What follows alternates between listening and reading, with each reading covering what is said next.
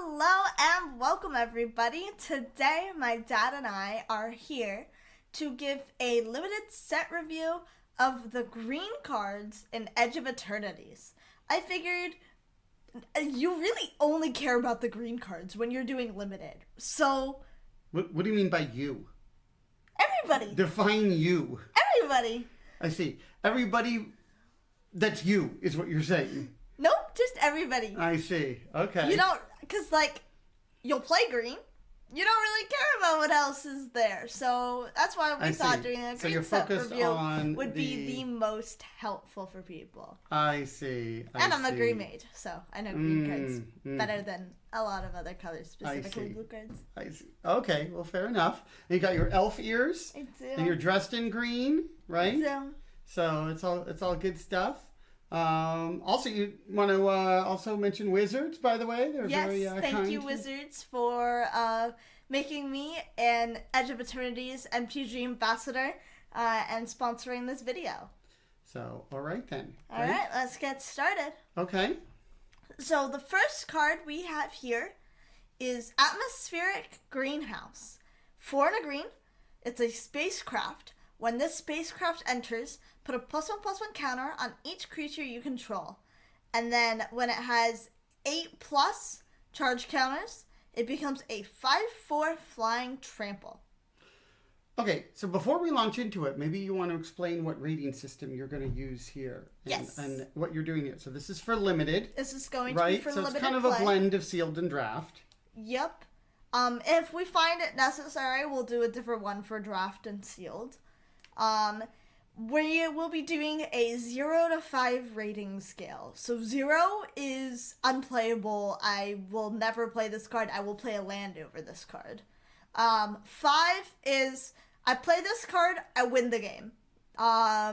So if we're going Final Fantasy, Saz, Katsroy, and Dion would be 5s. Random Encounter would probably be a 0. And then we do half points as well, so there'd be like 0.5, 1, 1.5, 2, 2.5, 3, 3.5, 4, 4.5, and 5. Generally, 3 and above is considered good cards. Between 2 and 3 is what's considered as like, it's a playable. I will use it as filler. And then below 2 is usually where it's like only if I have to. Right. So your bombs are your 4s and ups. Yep. Your 3s and ups are all the good cards that like pull you into a certain color. Like let's say you're not sure you're playing green. I know that wouldn't be you, but let's say it would be somebody else. Then that would be kind of where they would be, and it would pull them into a color. And then 2s and 2.5s are usually kind of you'll play it, and you'll play some number of them to round out your deck. And you're not unhappy, but you're not thrilled. Yeah. And then, like, once you get to 1.5 and below, you're usually, like, mildly displeased or something to that effect. Yeah. Okay, that seems good. All right. So, Atmospheric Greenhouse, I think I will give it a 2.5. Yeah, I could see that. I think if you're green-white, I think this card's really good. I think if you have like a lot of creatures, the card can be really good, but I think on its own, it can be kind of slow.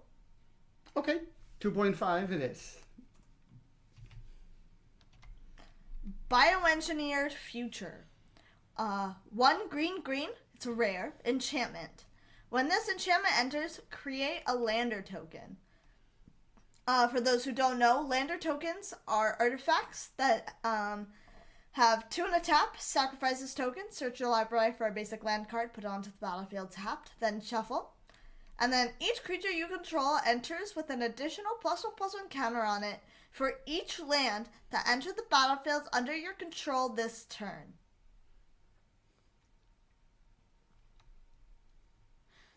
Honestly, I think this is very deck dependent. I don't think it's that great, though. It feels kind of slow. And also, if you missed land drops and you don't have lander tokens, then it really does nothing. So I think I would rate this a 1. Okay. My view is that might be a little harsh. But I also agree it's a little slow because, you are probably going to get a decent amount of power out there, Yeah. late game maybe less so, but early on you're taking a turn off, but then you are getting probably 2 to 3 points of power and sacking to land and all that kind of stuff. Yeah. I don't think it's that great though either. I don't know, could you see like a 1.5 maybe? I could see a 1.5. It's not horrible, but I don't think it's great. Yeah. Okay. Biosynthetic Burst. 1 and a green, instant. Put a +1/+1 counter on target creature you control. It gains reach, trample, and indestructible until end of turn. Untap it. Okay. I think this is a pretty solid combat trick. I think it also saves something from removal. It saves something from removal. I think it's a pretty good trick. I would say I would put it at a 3. Okay. I think it can easily blow out an opponent during an attack, or if they try to spend a removal spell. I do think 3 is a high bar for these types of effects. I think I would put something like a Snakeskin Veil, at a 3. Yeah, but that was 1 mana. I think and the this fact is that very it's 2, but this is very similar. But it also untaps it so you can ambush your opponent when they do an attack. Yes. Like if you attack with their big thing and then they attack because they think the coast is clear, it basically acts as a removal spell. That is clearly, I think, a key upside to this. With the downside being 2 versus 1 mana is also significant. Yeah. So, at the same time, I think in this set in particular, I think lander tokens will also incentivize you to keep up 2 mana open. So by keeping up 2 mana open to activate lander tokens, you can use that 2 mana instead for Biosynthetic Burst. Okay. I mean, I was thinking a little bit more in the 2.5, but do you think a 3? We'll go with 3. Yeah. We'll go with 3. Okay. Blooming Stinger. 1 and a green for a 2/2 Death Touch. When this creature enters, another target creature you control gains Death Touch until end of turn.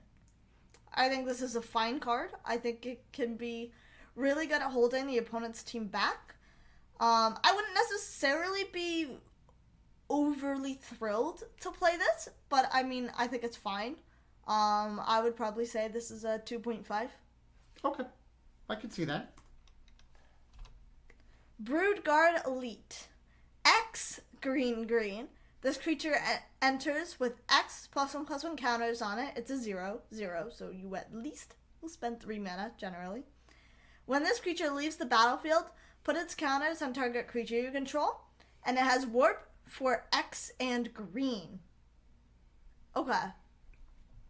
That is So I like to think of X's too in terms of what are some sample values of X you might play this for, and then what happens. Right? Yeah. So you play it for let's say you play X equals 2. Then it's a 2/2. It's a 4 mana 2/2.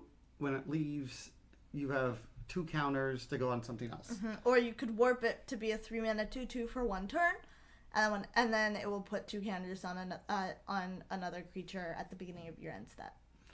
Yeah, the warp's kind of exciting. I think the warp is the main exciting part of this. Yeah, because you kind of put count. I mean, it's a little delayed because you can't attack with something with the counters, but you warp it and you give X counters to something. Yeah, and then it can kind of be sitting there later until you have another good opportunity to cast it for the regular cost. Right, because to cast this as a creature with the regular cost, you kind of do want X equals more 4, 5.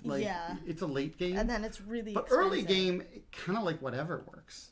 So I can. That does give some nice flexibility, but as long as you have another creature. Yes. That's true. You do need to have another creature, otherwise the warp isn't doing anything. I would probably put this at a 2, maybe 2.5. Okay. I was kind of between a 2.5 and a 3 actually on this. Yeah. I also think with the counter themes that do. Yeah, that does help it a lot. Yes, I think green-white is the color combination with counter themes. Yeah. But we saw it even just in you had a green-red that actually had enough just in green. Yeah. With the counter stuff. I think 3 could make sense. Okay. Yeah. Close Encounter. When in a green, instant. As an additional cost to cast this spell, choose a creature you control or a warped creature card you own in exile. Close Encounter deals damage equal to the power of the chosen creatures or card to target creature. Ooh. That is... So we've seen these effects, right? It's kind of a classic bite spell. Mm-hmm. But it's as an additional cost you choose a creature. Right. Or you can choose something that's warped so that it's less easily able to be messed with. Although I think because you choose it as you cast it, I don't think there's really a way to mess with it. Yeah, that's a good point, actually. I can see if there's like... Maybe... Let's see, because usually here... Okay, so if you choose a creature on the battlefield, use that creature's power when it resolves to determine how much damage. If that creature is no longer on the battlefield, then use its power as it last existed. Okay. Right? So it's how you thought. Okay. Now again, if you kind of in response... Gave it like the black -3, card that gives -3/-0, then that is like something, but it's not, you can't just like be exile the creature in response or destroy the creature Correct. in response and the spell fizzles. Yep. I think this card is a 3.5. I think it's very efficient removal. Okay. I definitely can see at least and it's a at 3. instant speed. Yeah, instant speed's good. I can see at least a 3. It is still like 3.5 is like super premium removal though. I think it is premium removal. Okay. I mean, you do need to have a creature in exile or a creature on the battlefield. In green, that's not that hard. Okay, I understand. Okay, we can go with 3.5. It's up to you. Mm-hmm. Diplomatic Relations. This one... 2 and a green, instant. Target creature you control gets +1/+0 and gains vigilance until end of turn. It deals damage equal to its power to target creature an opponent controls. This has been errated. It has been errated to say target creature you control, which is why I read it as target creature you control. I still think this card is very strong. I would give it a 3. I think it's worse than the 2-mana one because it's a 2-mana one. It does help giving it +1/+0 and vigilance. Yep. I would definitely still say 3. 3. Yeah. I see that. I think it's good, but I don't think it's like a 3.5. Yep. Alright. Drix Fatemaker. 3 and a green, 3/2. When this creature enters, put a +1/+1 counter on target creature. Each creature you control with a +1/+1 counter on it has trample, and that has warp for 1 and a green. So, I mean, I think this is pretty good. I like it a lot because you can pay the warp cost and it's like 2 mana, put a counter on something, and it gains trample until end of turn, and then later you can put a counter on another thing or put a counter on itself. I would rate this as a 2.5. I was thinking 2.5 as well. Yeah. It's a strong 2.5. Yeah. A 2.5. Yep. Edge Rover. A green for a 2/2 reach. When it dies, each player creates a lander token. Okay.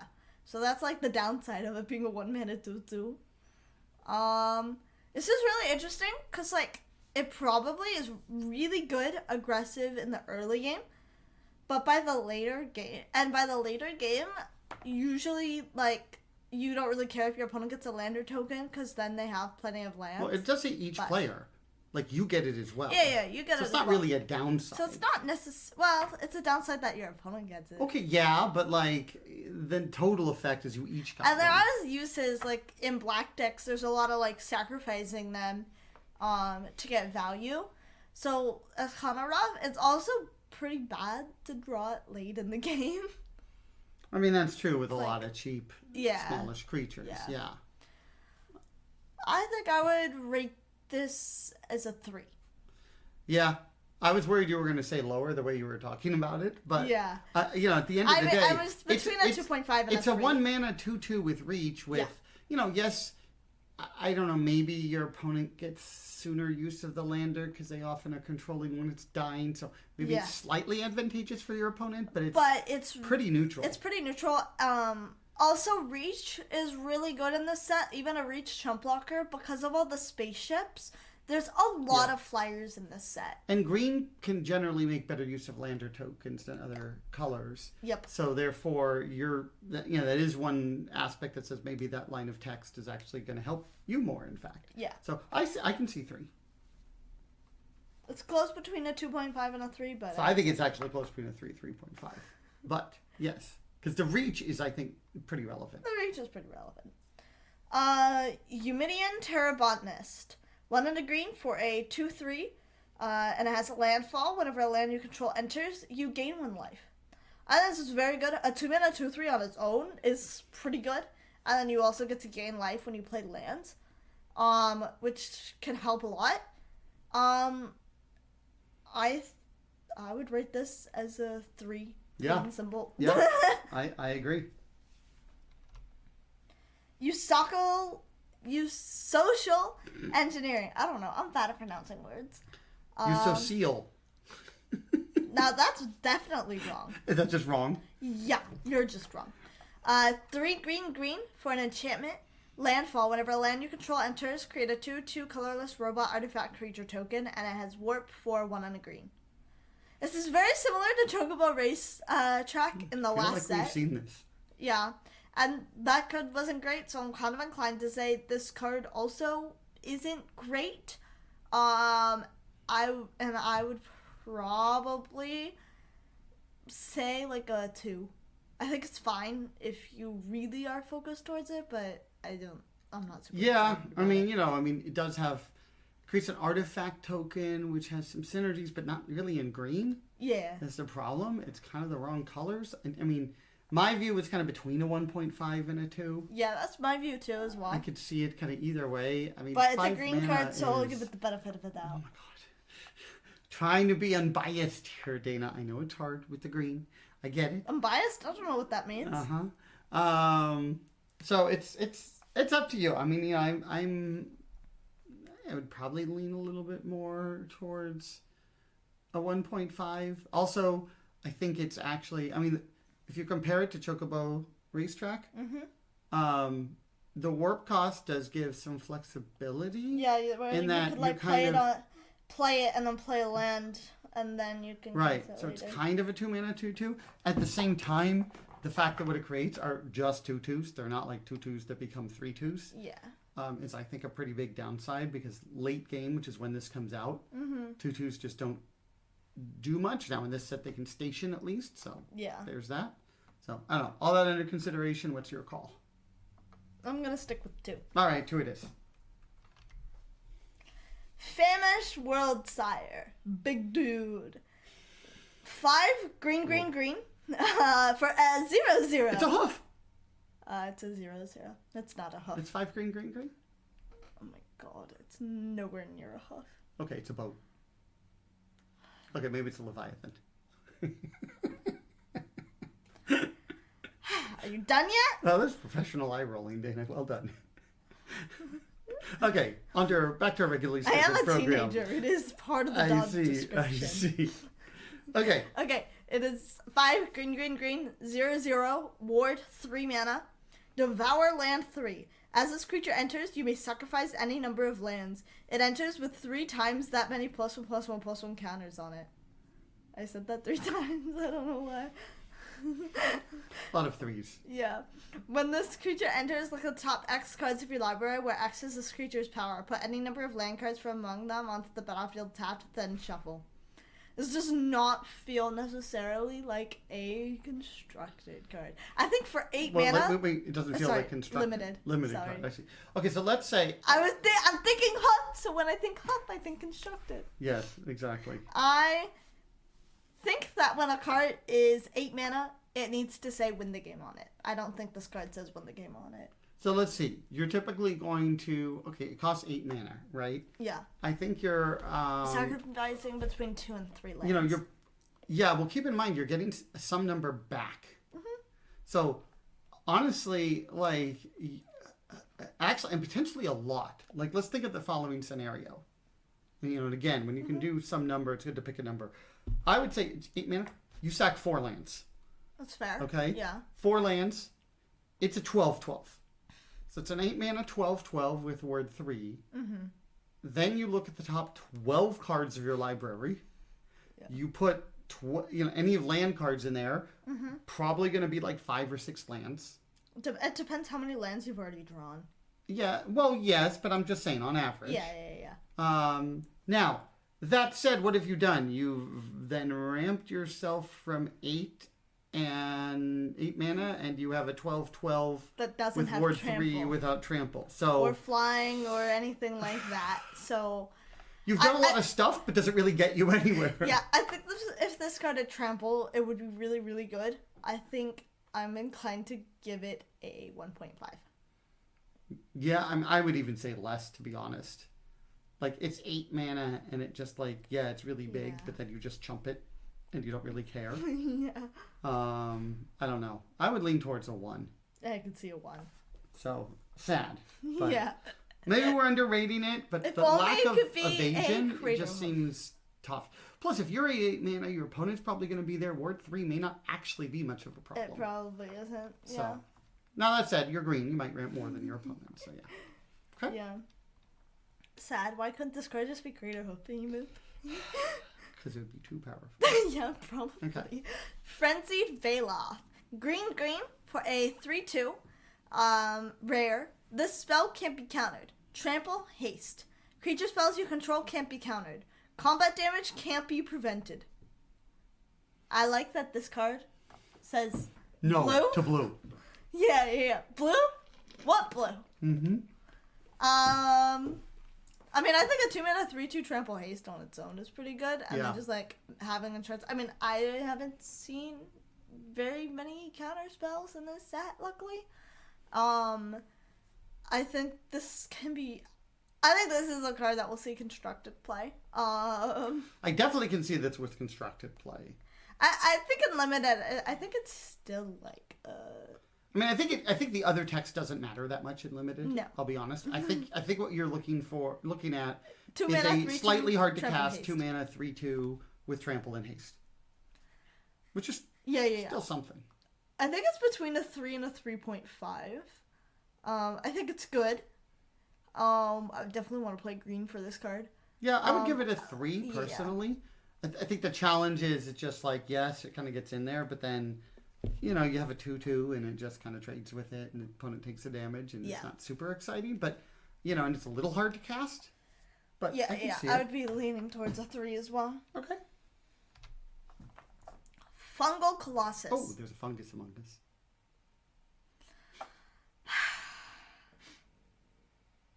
May I move on now? Yeah, go ahead. Okay then. It's 6 in the green, 5/5. This spell costs X less to cast, where X is the number of differently named lands you control. I think in limited, this card is really expensive. And, generally, if you're 2 colors, it can be a 5 mana 5/5. But a 5 mana 5/5 is not all that exciting. Maybe it's a 4 mana 5/5, but that 4 mana is usually going to be later in the game. So I still don't think it's that exciting. I think I would give this card a 1.5. I think it's fine. That's harsh. I mean, I don't think it's great.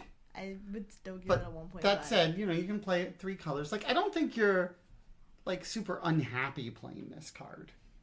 I guess so. I just think, limited nowadays, even a 4 or 5 mana 5/5 is just, that literally does nothing else. Yeah, I mean, I don't think you typically don't play this if you're, just 2 colors and you don't have, special lands. Yeah. But I think if you do have some special lands going on, then it can be pretty good. Now, that said, in my view, I think it is between a 1.5 and a 2. Yeah. I just might lean slightly towards the 2. I think I'm leaning more towards the 1.5. Let's go 1.5. Galactic Wayfarer. 3 mana 3/3. When this creature enters, create a lander token. I think I quite like this. 3 mana 3/3 is not bad on its own. And then also creating a lander token to help ramp up even more or get extra landfall triggers can be really good. I think I would give this card a 3. I mean, I do think this card is reasonable. I do think also a 3-mana 3/3 is not the same as it once was. There has been some power creep, if you weren't aware, in the last years. I remember when like 5-mana 3/3 flyers were so exciting, and now that's like total trash. Yeah. Yes, that was back in the Dark Ages, probably before electricity. But you know, so I don't think a 3-mana 3/3 is that exciting, right? So you know, 3-mana 3/3 on its own is probably at best a 2. Yeah. You know, so maybe it's, you know, a 2 to 2.5. Now again, the lander token is nice. Yeah. I still think 3-mana 3/3s are higher than a 2. Well, even still. Okay, maybe. You know, the question is how much value is the lander token going to be? You know, it's kind of nice. It does ramp you. So I'm between a 2.5 and a 3. I think I'm gonna stick with 3. All right, there you go then. Gene Pollinator. It's a green for a 1/2. Tap it. Tap an untapped permanent you control. Add 1 mana of any color.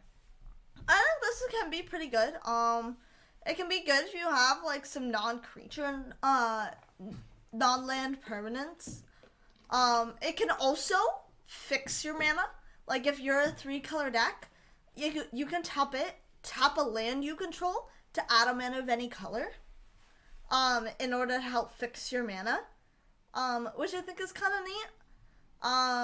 So I think I would give this card a 2.5. That's what I'm thinking too. I like. There's also some tap synergies that we've seen. Yeah, where you know, like tapping creatures, especially in red. Yeah, I think where you're red and like, white mainly, but you know this can help with that. Does white have the tap? Yeah. Synergies too. Okay.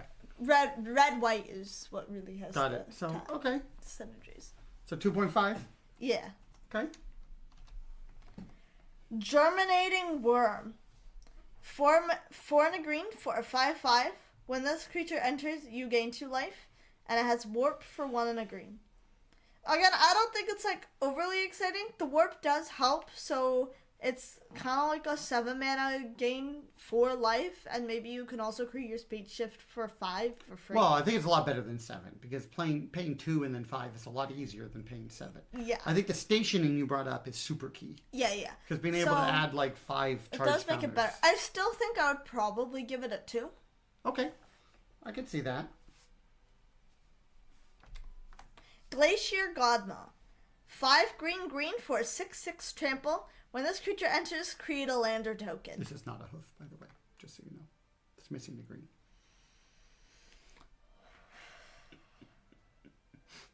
Yes, continue. Whenever a land you control enters, creatures you control get +1/+1 and gain vigilance and haste until end of turn. I think this card does basically end games. Like if you play it, you can spend 7 mana and then play a land, and it itself will become a 7/7 trample vigilance haste. Yes, but then you're basically at the 8 mana point. Well, yeah. So. But it's not that hard for green. Okay. I think this can be a really good finisher. I think I would give it a 3.5. I think if I want any 7 drops, this is going to be it. Okay. I mean, it doesn't give other creatures trample, unfortunately. It doesn't give other creatures trample, but it does give vigilance, which can help with you making a big attack and then not dying on the crack. That is true. That is true. Okay. And you are doing a lot of rampy things in green. And you can use... So getting up to 7 in this helps you... continue the lands, continue the land flow. Yeah. But again, you have to get up to 7 first. Yeah. So... I would be between a 3 and a 3.5. You know, but again, you tend to go higher on the green cards just because. But I think you've actually tried to unbias yourself for the purpose of this video, yes? Yes. So this is your honest assessment as opposed to your biased assessment. Yeah. Biased assessment, I think all green cards are 5s and you should play them all. I see. But in terms of for like, you know, you're going to your pre-release or your RCQ or something like that. Yeah. You would still say or this your is FNM. A solid card would really pull you into green. Yeah. Okay. 3.5? Mm-hmm. Okay. Harmonious Grove Strider. 3 green green for it's a star ward 2. Its power and toughness are each equal to the number of lands you control. So on average, it's a 5 mana 5/5 with ward 2, but it can grow like a lot. I think it's pretty good. It can get really big really quickly. I still think it's kind of clunky, especially without trample. I think the card or any sort of evasion. I think the card would be kind of broken if it had trample. Yeah. Yeah, this would be really good. But I think without trample, I'm gonna give it a 2.5. Okay, I think it might be a little less than that. But the ward does help. Yeah. And 5 isn't an ungodly amount, so. Yep. You said what, 2? 2.5. 2.5. Okay. Okay. Hemosymbic Might.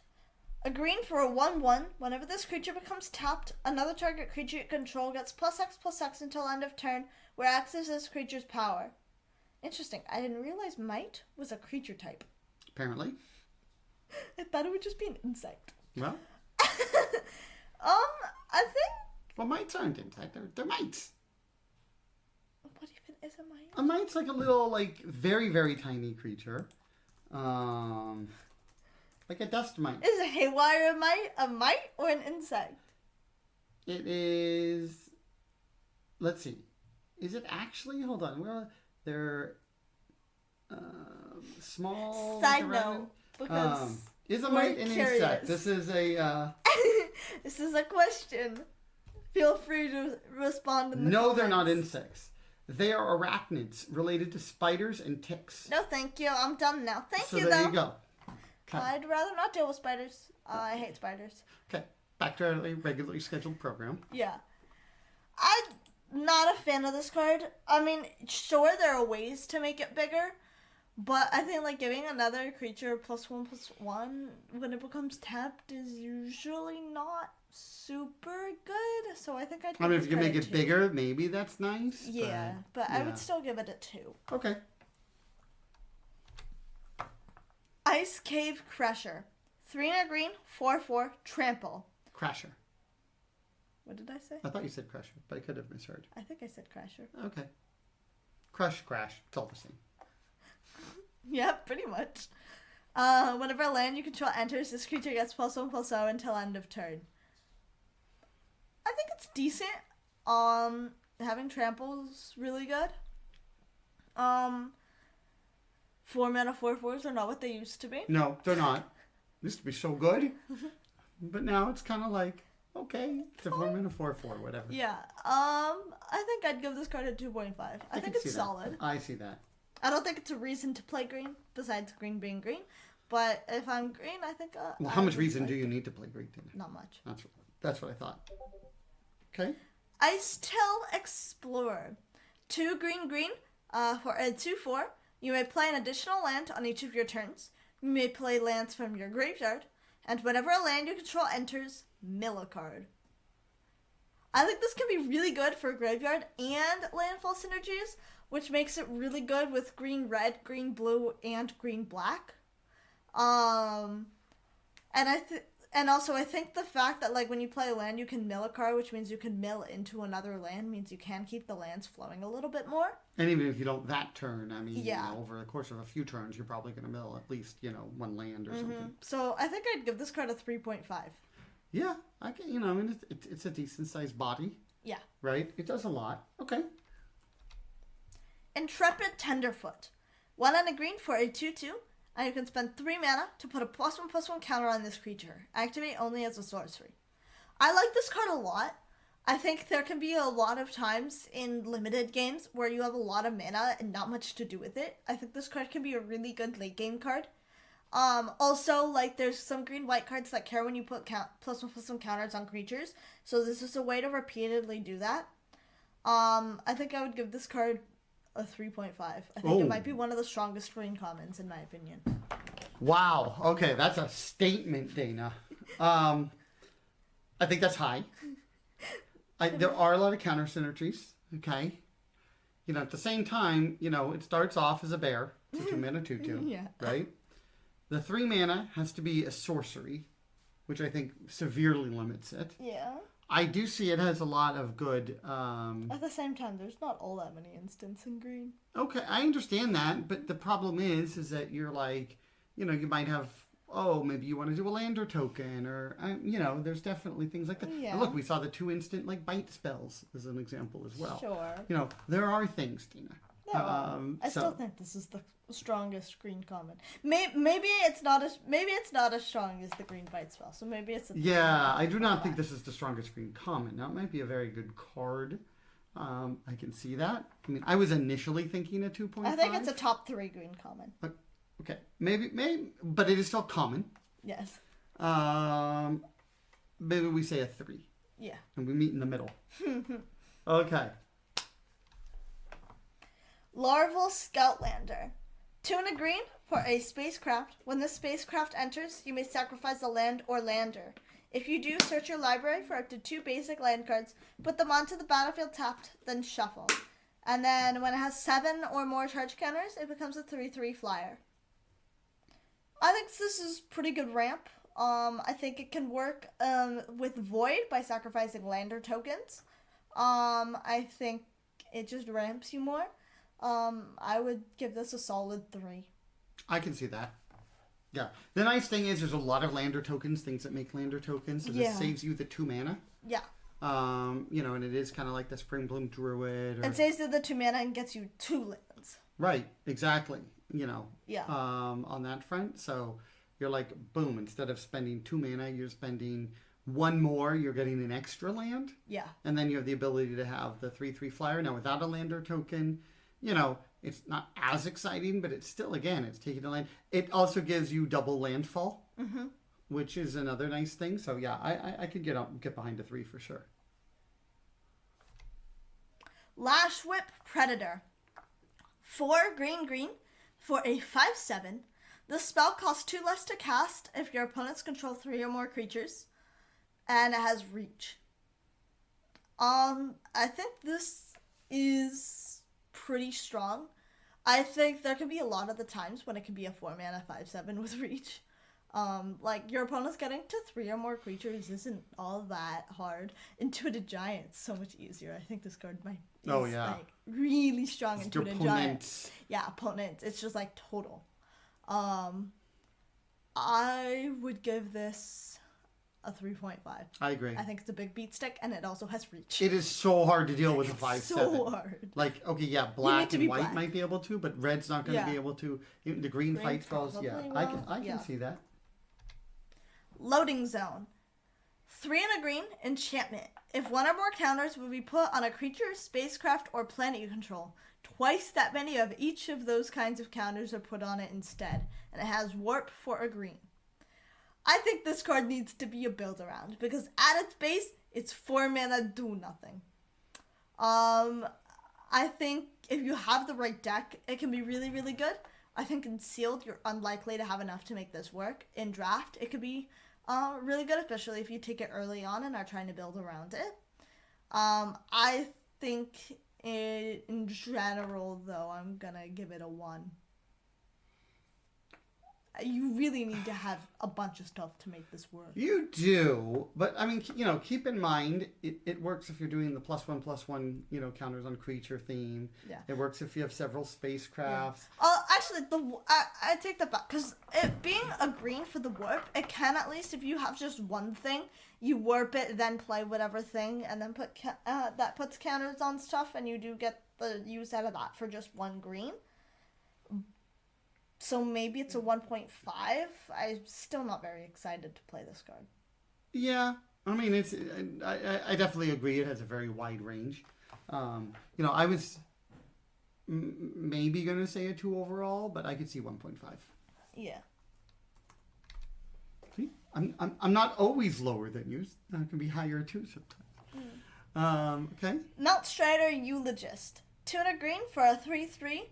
Whenever a creature you control with a +1/+1 counter on it dies, draw a card. I think, I think it's similar. I think it's better than the last card that we saw, because it's a creature. It's a 3 mana 3/3 instead of a 4 mana do nothing enchantment. Yeah. But it needs, it does need other things. in order for you to draw cards. But we've seen a lot of counters. In green, I would give it a 2.5. Yeah, I could see at least that. I could even say a 3. I mean, the upside of drawing a card is really high. Yeah. And, you know, the floor is you have a 3-mana 3/3. And, you know, the ceiling is you're drawing a whole bunch of cards. Yeah. But, I don't know. I'm between a 2.5 and a 3. I think I'll say 2.5. Okay, 2.5 it is. I'm being fair. Yes, exactly. Being responsible, so to speak. Yeah. Melt Strider's Gear. It's a green for an equipment. When this equipment enters, attach it to target creature you control. Equipped creature gets +2/+1 and has reach. Well, the fact that it doesn't have flash makes it not a combat trick, and its equip cost is 5 mana. I'm not super excited about this card. I would give it a 1.5. Yeah. Green's not the color that cares that much about artifacts I anyway. can see that. It also, like, giving it +1 toughness is a lot different than a +2. Like, it's still going to be somewhat fragile. So I can see that. 1.5. Melt Strider's Resolve. A green for an aura. Enchant creature you control. When this aura enters, enchanted creature fights up to 1 target creature an opponent controls. Enchanted creature gets +0/+2 and can't be blocked by more than 1 creature. Oh my god, this is really similar to a Theros Beyond Death card, except it was 2 mana. And yeah, this card is just Power straight creep. up better. I know what you're talking about. I don't remember. Yeah, I know what you're talking about. I think the fact that it gives it +2 toughness, like, it doesn't buff the power, but that it buffs the toughness so that the creature is more likely to live. I think I would give this a 3.5. Ooh. No, probably not a 3.5. Probably a 3. Yeah. I was going to say 3. I Probably could totally a 3. get behind 3. Yeah. You know, that extra text too can't be blocked by more than 1 creature. It's not nothing. Relevant. Yeah. So I can totally say 3. Yeah. And it's very cheap. It's like, you know, Prey Upon, but with some upside. Yep. Right? So I can see that. Okay. Alright, Might Form Harmonizer. 2 green for a 4/4 landfall. Whenever a land you control enters, double the power of target creature you control until end of turn. And it has warp for 2 and a green. I mean, I think this card, I think it could be quite strong. It just makes something really large, especially if the thing is trample. It can make something really, really large. It can come in, you play a land, you make something really big, you attack with it. The fact that it doesn't Or you station with it. Yeah, or you station with it. The fact that it doesn't buff the toughness definitely hurts it a bit, but I would still honestly say this is a bomb level card at a 4. Yeah, I do really like this. It turns, like, everything into, like, a threat. Yeah. In addition, it has, like, a warp. You know, which, again, I don't know. I mean, the warp isn't that much less than the other, you know, than the full cost, but it's nice having that option. Yeah. I can see a 4. Ouroboros. Try saying that 3 times fast. Ouroboros. You told me to. I was just following the instructions. Dana, the amount of, like, white space on your eyes that the video is showing is quite impressive, actually. From all the eye rolling. Alright, 2 green for a 1/3. At the beginning of combat on your turn, put X +1/+1 counters on each creature you control, where X is this creature's power. I think if this card is alive for more than 2 turns, I think the game might just be over. So you have... Because it includes itself. Right. So you play it. You put a +1/+1 counter on each creature you control. Then on the following turn... that turn, no less. Yes, on that turn. So it's effectively a 4-mana 2/4 to start with. Yep. Okay. And can buff whatever other creatures you have. The following turn, it will put 2 +1/+1 counters on each creature you control. And then if you don't remove it after that, you're real screwed, because then it's going to put 4 counters on everything. Yeah. I think this card's a 4.5. I can see that. Okay. Pull Through the Weft. 3 green. Return up to 2 target non-land permanent cards from your graveyard to your hand. It's a sorcery. Then return up to 2 target land cards from your graveyard to the battlefield tapped. I'm not a huge fan. I think it's really expensive. I think it's really slow. And it's a sorcery on top of things. Yeah, it's a sorcery and it's 5 mana, which means you're usually spending like your entire turn doing that. So I think I would give this a 1.5, maybe a 2. I'm kind of between those. Oh, I was thinking 1. Okay, then. 1.5. 1.5? Okay. Yeah, I'm not a fan. Yeah. Sammy's Curiosity. It's a green for a sorcery. You gain 2 life, create a lander token. I think this card could be, like, I think it looks like it's just kind of a mediocre card, but I think it's actually, like, pretty good. I would give it a 3. I agree. I think that in a lot of ways, you have enough of these, they can even kind of replace lands in your deck. Yeah. Like 2 might be replacing a land, just because it's like, so cheap. Well, but you still need 2 mana. I know, you do still need 2 mana, but getting to 2 mana isn't that hard. No. Usually. And, having the lander token, and again, you got some life gain going on. At the same time, if you're in a landfall deck, you probably don't want to cut down on lands.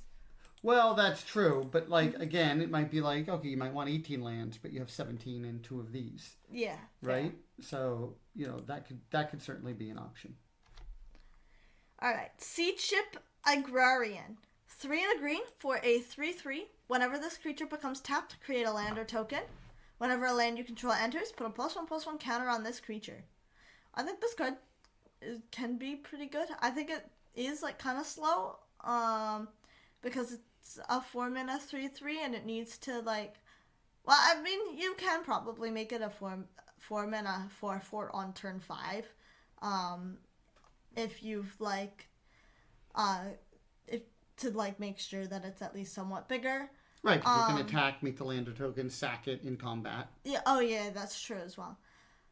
Actually, more so. Like, right, so turn 5, you play a land. Make the 4/4 attack, make a lander token, use the lander token, and then it's a 5/5. And you have 3 mana left over for something. I mean, that's... Yeah, I mean, it's pretty good. I would still give it a 2.5 just because it's kind of expensive. Like, 4 mana is... It is a good amount in Limited. I'm torn between a 2.5 and a 3. I think the fact that there's a lot of counter synergies, yeah, kind of helps the case, and having lander tokens we've seen can be helpful. Mm-hmm. But I'd probably lean, slightly towards a 3, just because you can start running away with it. But okay, I could see a 3. Okay. Seed Ship Impact. 1 and a green, instant. Destroy target artifact or enchantment. If its mana value is 2 or less, create a lander token. I mean, I think this is a sideboard card. Probably more of a sideboard I think this card. is more of a sideboard card, so I think main boarding, I'd probably give it a 1.5. There's I agree. some amount of spaceships stuff, but... I agree. Yeah. Shattered Wings. 2 and a green, sorcery. Destroy target artifact, enchantment, or creature with flying. Surveil 1. I think, There's again, one of these in every set. this is a sideboard card. I would give this one a 1 because it's 1 more mana and a sorcery. It does hit creatures with flying. That's pretty relevant, but it's also a sorcery, which is pretty relevant. Yeah. So I would give it a 1. I don't get me wrong. I don't think it's bad post board if they have a lot of artifacts and enchantments. So here's the thing. I do think there's there's 3 colors that have like a lot of artifacts. Yeah. And even we've seen like green, which is an artifact color, has some artifacts, and there's some enchantments, and they're gonna have like some creatures with flying. So I still think 3 mana at sorcery speed. I agree. I'm not saying it's great. I'm arguing more for a 1.5 than anything else. But it's up to you. I think a 1. A 1? All right. There you go. Sky Stinger. 2 and a green for a 3/3 reach. Whenever this creature blocks a creature with flying, this creature gets +5/+0 until end of turn. I think this is pretty decent. I would give it a 3. I think there's a lot of things with flying, and it can trade with just about anything with flying. Yeah, I mean, the reach and the fact that it like is going to trade with anything is pretty key. I can see that. Sledge Class Seed Ship. 2 and a green, For a spacecraft, at 7+ charge counters, it becomes a 4/5 flyer. Whenever the spacecraft attacks, you may put a creature card from your hand onto the battlefield. I think it can be kind of slow, and by the time you get it to be have 7 charge counters, I think you're going to be run out of a lot of things, or you can just cast whatever creatures you have. So I'm not a huge fan of this card. I think I would give it like a 2.5. I mean, 2.5 is not a bad card, Dana. No, it's not. So if you're saying you're not really not a big fan of it, that kind of argues for, maybe a 2 at the most or something. But I don't know. I mean, 4/5 flyer is not nothing either. Yeah, a 4/5 flyer isn't nothing. And I mean, if you play like a 2-drop, you can probably make it a creature by turn 3 or 4, which can be pretty good. So, it's not horrible, but I don't think it's great. So I would say 2.5. Okay. Your words and tone speak more like a 2. But it's up to you what you think on this. That's fair. I could give it a 2. Okay. I mean, again, just saying, reading the intent here. Tapestry Warden. 3 and a green, 3/4 with vigilance. Each creature you control with toughness greater than its power assigns combat damage equal to its toughness rather than its power. Each creature you control with toughness greater than its power stations permanents using its toughness rather than its power. So it's kind of like a 4-mana 4/4 vigilance. Yeah. And maybe gives some upside to your other creatures. I don't think it's enough. Upside, 4-mana 4/4 vigilance ain't what it used to be. No, that's true. I would probably give it a 2.5. I could see 2.5. I think a 4-mana 4/4 is good, but not super great. I can see that. Terra Symbiosis. 2 and a green, enchantment. Whenever you put 1 or more +1/+1 counters on a creature you control, you may draw that many cards. Do this only once each turn. Again, I think this is one of the build-around cards. I think it can be pretty good if you have the right deck for it, but I think you need the right deck for it. So I think I'd be inclined to give this a 2, but if you have a lot of +1/+1 counter synergies, this card gets a lot better. I can see that. Okay. Thawbringer. 2 and a green for a 4/2. When this creature enters or dies, surveil 1. I think it's fine filler. I think a 3-mana 4/2 is fine, not great. It dies really easily, but at the same time, when it enters and dies, you get to surveil 1. So I'd probably give this a 2.5. Okay. Alright. Burgeoning. So that's all the regular green cards. all the regular green cards. Right? Yep. Now we're on to special guests and also multicolored cards. So cards that have green in them. Mm-hmm. Burgeoning. It's 1 green for an enchantment. Whenever an opponent plays a land, you may put a land card from your hands onto the battlefield. I think this will run you. I think this is really, really good on turn 1. But you'll run out of lands pretty quickly. That I would probably give this card like a 2. Okay. Yeah, I can see that. It's just not, as exciting. Yeah. Like if this card was even like a 1/1 creature, I think I might be inclined to give it like a 2.5 or 3. Just because that way in the late game it still is at least a 1/1 jump blocker. Yeah. But the fact that like once you run out of lands, it just kind of doesn't do a whole ton. Okay. Green Sun Zenith. Oh boy. X and a green, sorcery. Search your library for a green creature card with mana value X or less. Put it onto the battlefield, then shuffle. Shuffle Green Sun Zenith into its owner's library. Well, a neat little trick with this one is if you keep casting it, you'll never deck yourself. You can, if it's the last card in your deck, you draw it for turn, you cast it, you fail to find, shuffles back into your library. Oh, that's the one card you have left. Very nuanced situation, will not generally happen. And I think tutoring effects in limited are usually not great. Especially, you're literally just spending 1 more mana for the creature. You don't even get to, like, get a creature at a discount by casting this card. So I would probably say 1.5. Yeah, I can see that. Alright, multicolored cards. Biomechan Engineer. Green, blue, 2/2. When this creature enters, create a lander token. 8 mana, draw 2 cards, and create a 2/2 colorless robot artifact creature token. Oh, it's a straight up 5.0. Oh, sorry. That was my biased Simic voice talking. I think it's a 3.5. I think it's really good early, strong. and it's really good late. Yeah. I think it's a 3.5. Okay. Biotech Specialist. This is a rare.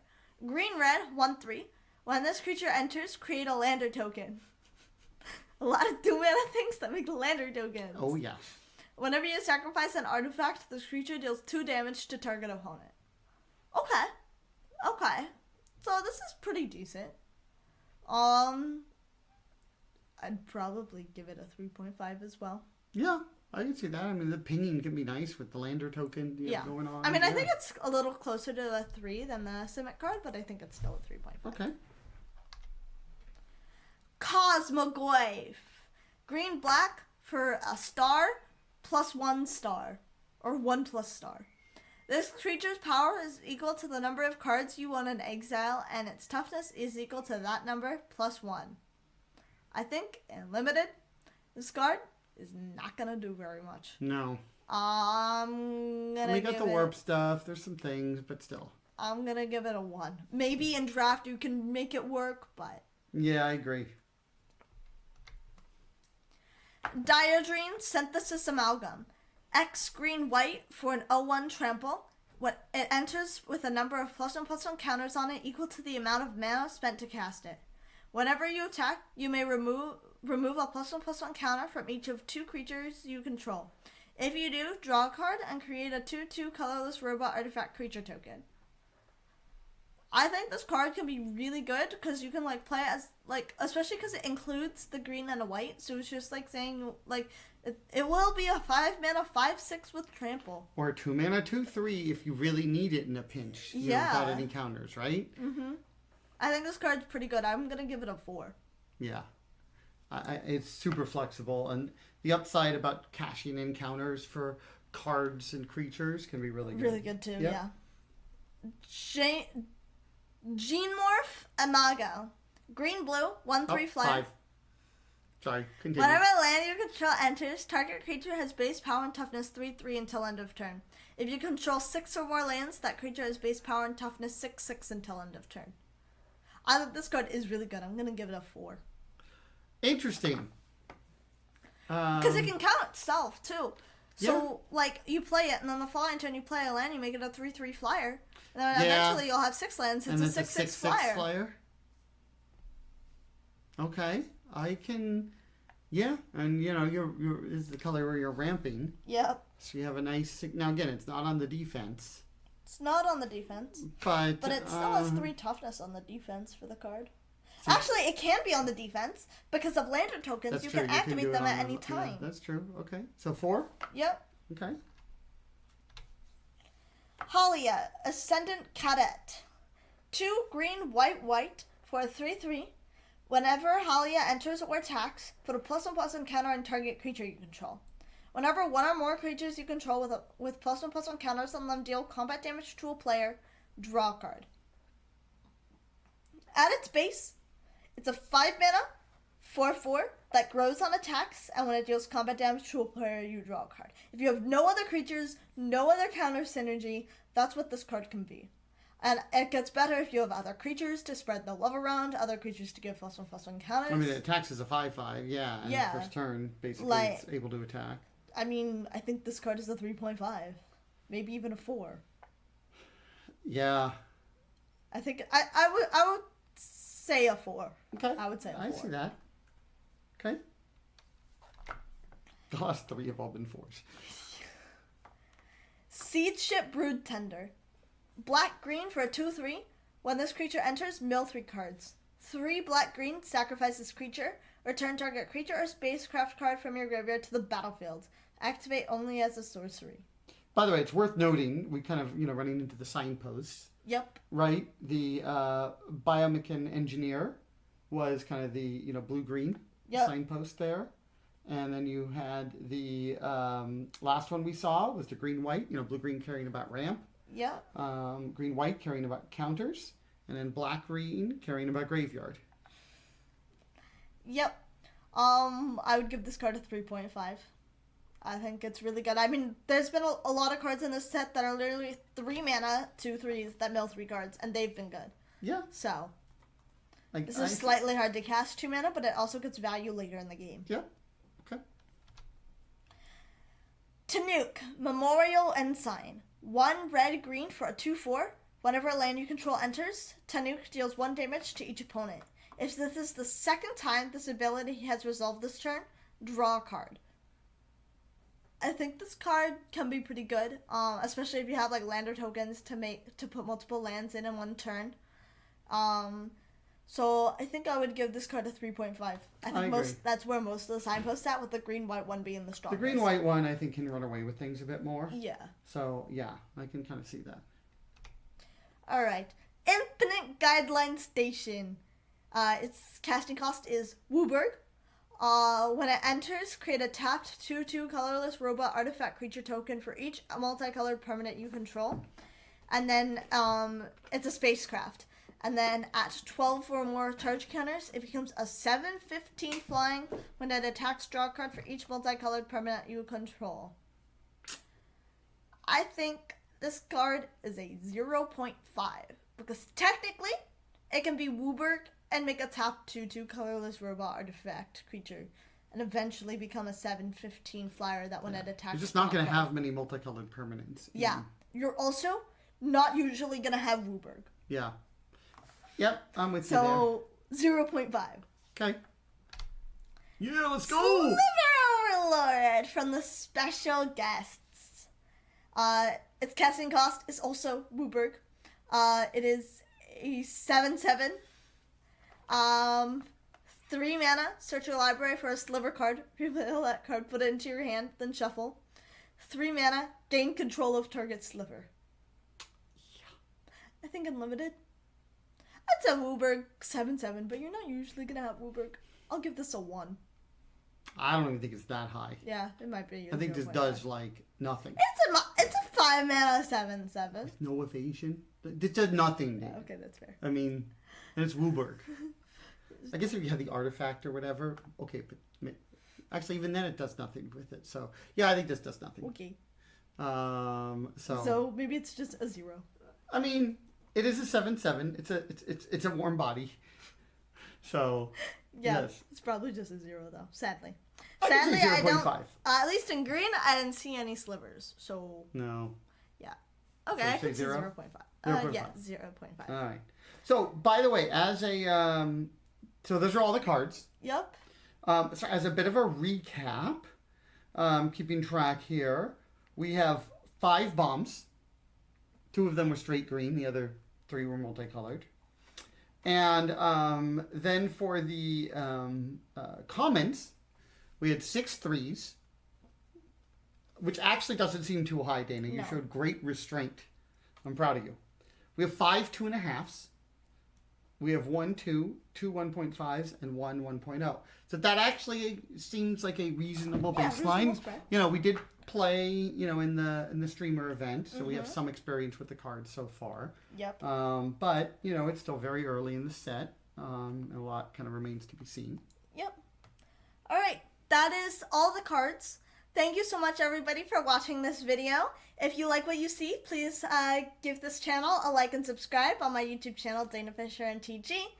And we hope to see you in one of our next videos. Also, let's want to give another shout out to Wizards. Yes. For bringing you into the ambassador program. Yeah. And early access to the cards and kind of helped get accustomed to what was here and what was in there, which definitely was appreciated. Yeah.